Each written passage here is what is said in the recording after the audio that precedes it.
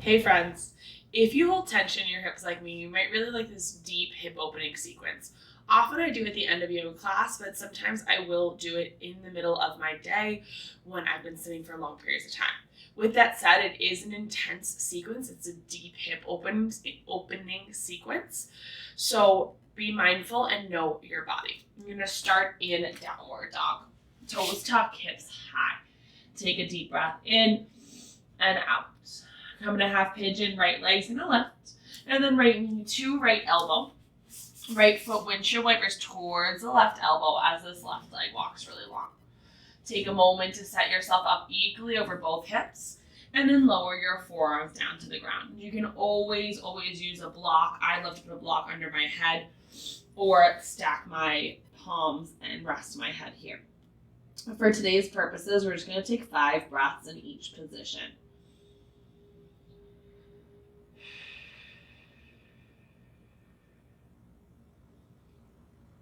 I'm really stretching into the right outer hip here. Beautiful. On your next inhale, you're going to come on up to your palms. Take a moment. I love to take a little hip opening by pressing this back leg into the mat and lifting the heart. And then you're going to roll your weight onto your right hip. And I'm just going to spin around so you can see me. The left leg is going to come stack on top of the right for double pigeon. So left ankle is directly on top of right knee. Left knee is directly on top of right knee and feet are flexed. If you have a lot of space here, a block can go there. And then there's just a walking forward. You want yourself to be supported and breathing the whole time. Once again, 5 breaths. Inhaling and exhaling. Filling up and letting go. You can always walk it forward as you feel like, or if you feel like I should say, you have a little bit more space. You can also always rest your elbows on your shins if that feels okay on the hips. One more full breath in and out.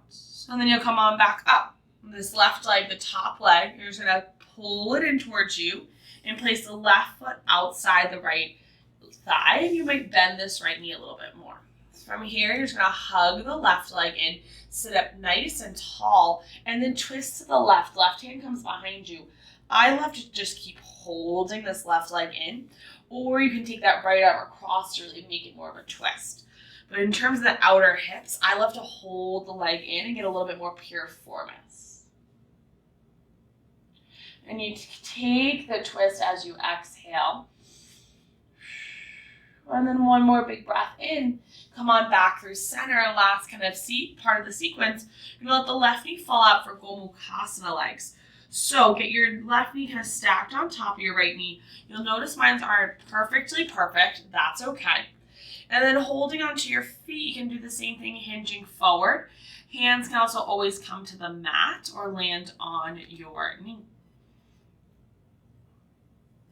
Breathing for 5 breaths once again.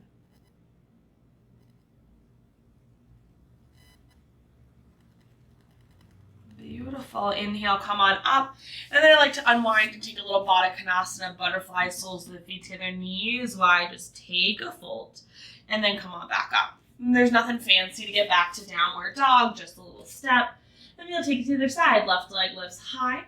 Left knee to left wrist. Left foot towards your right as the right leg reaches long. Take an inhale. Make sure you're set up equally over both hips.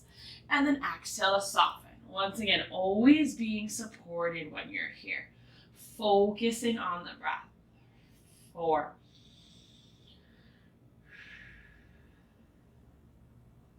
3. 2. 1. Come on up. Take your weight into the left hip. You're going to take the right leg in front to double pigeon, or spun all the way around. Right ankle on top of left knee. Right knee on top of left ankle. Feet are flexed up nice and tall. And then hinge and walk forward. Breathe.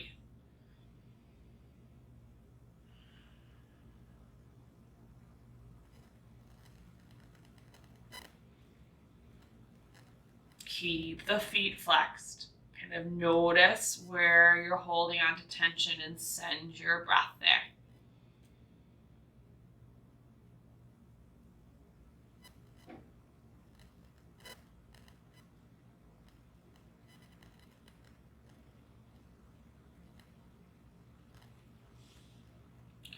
Inhale, come on up. You're going to hug the right leg towards your chest and step the right foot outside the left as you hug that right thigh in and start to twist towards the right. You might notice one side is a little tighter than the other.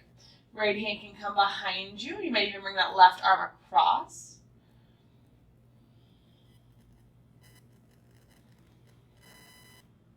One more inhale.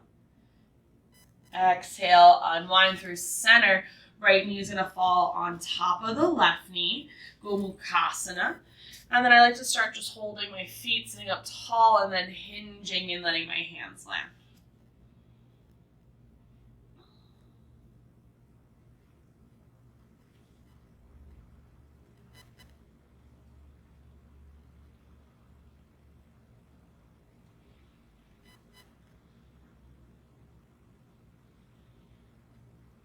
Inhale, come on up, unwind.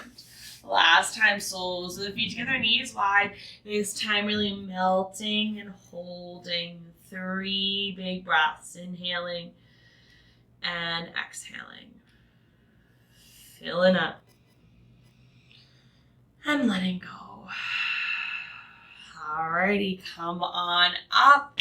Enjoy the nice deep hip opening. Like I mentioned earlier, if you're a yoga teacher, you can add that in at the end of your class if you've done a lot of hip strengthening work.